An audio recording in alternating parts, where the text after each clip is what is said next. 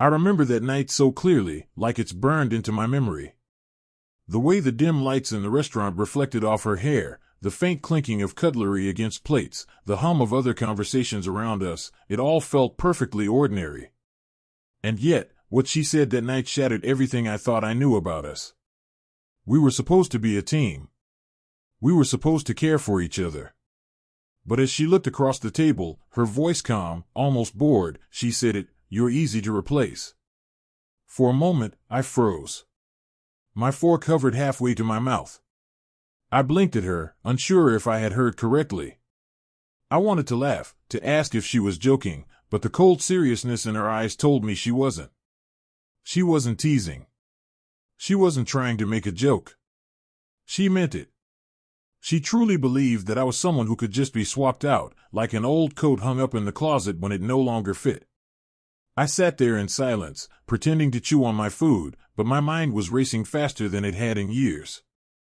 Every memory of us, the late-night talks, the small gifts, the way I had been there for her when no one else was, flashed before me, all of it colliding with that one line she had delivered so casually, so cruelly. And in that moment, I realized something crucial. If she thought I was replaceable, then maybe it was time she saw what life would be like without me. The next morning, I started making changes, not dramatic, not immediately obvious, but small shifts that began to carve a space between us. I stopped replying to her messages instantly. I didn't laugh at her jokes as quickly. I spent more time with friends she didn't know well, took long walks alone, and allowed myself to rediscover the things I had quietly given up over the years just to make her happy. She noticed, of course. It didn't take long for her to ask why I seemed different, more distant, less invested in the endless arguments over meaningless things. And each time she asked, I smiled politely and said I was fine, even as I planned the bigger steps I knew I needed to take. It wasn't just about proving a point, it was about reclaiming myself.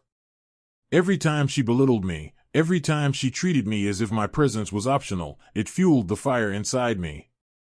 I remembered all the nights I had stayed awake worrying about her, the sacrifices I had made quietly, without complaint, and how easily she dismissed it. The more I saw her take me for granted, the more I understood that this wasn't just about her disrespect, it was about finally realizing I deserved better. Weeks passed. She tried to pull me back, tried to charm me with words I had heard too many times before. "I don't mean it like that," she said. "You're the most important person in my life." I wanted to laugh, because the irony was unbearable. She only thought I was important when she sensed I might leave, when the fear of losing me crept into her voice.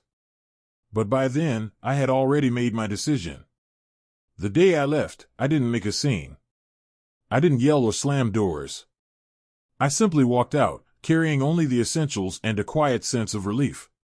She followed me to the door, begging me to stay, asking me to reconsider, promising that she would change. But I knew better. Change is never born from fear, it's born from realization, from understanding the value of what you already have. And she hadn't realized anything yet. I stepped into my car, took a deep breath, and felt an unfamiliar weight lift off my shoulders. The city around me blurred as I drove away from the life I had known, from someone who never truly appreciated me. I felt a strange mix of sadness and liberation. I missed her, yes, but I also felt a strength I hadn't felt in years, a strength born from finally refusing to be treated as disposable. In the weeks that followed, she tried to contact me.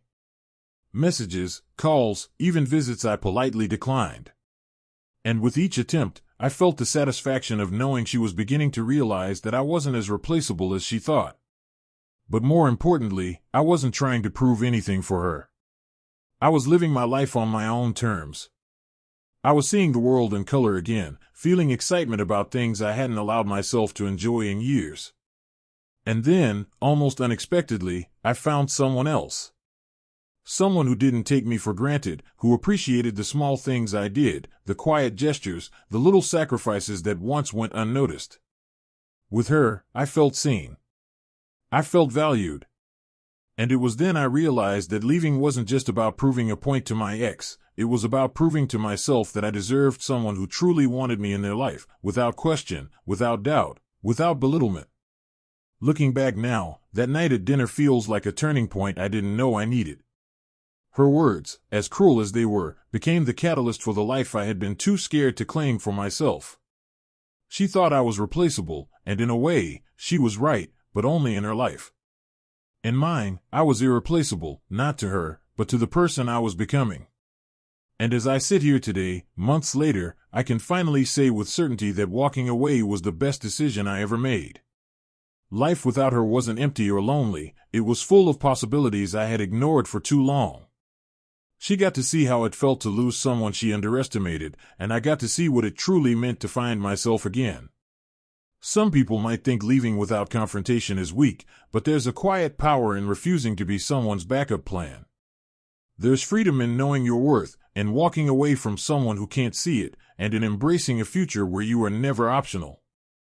That night at dinner, when she said I was easy to replace, I let her witness what that really meant.